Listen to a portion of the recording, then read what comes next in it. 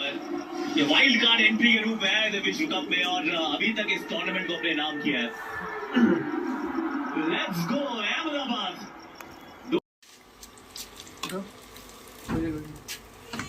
जो भी करो नहीं डेली ऑपरेशंस का प्रपोजल देना होगा। मैं ग्रांड प्रपोजल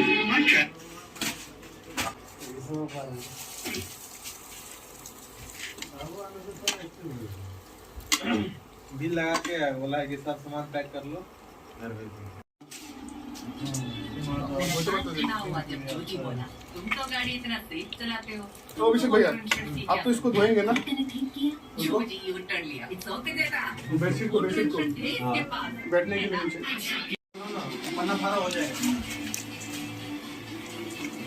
पन्ना फाड़ा ना लास्ट वाला माल बंगला में आप देख सकते हैं हमारी कवरेज नहीं ना ये पकड़ दे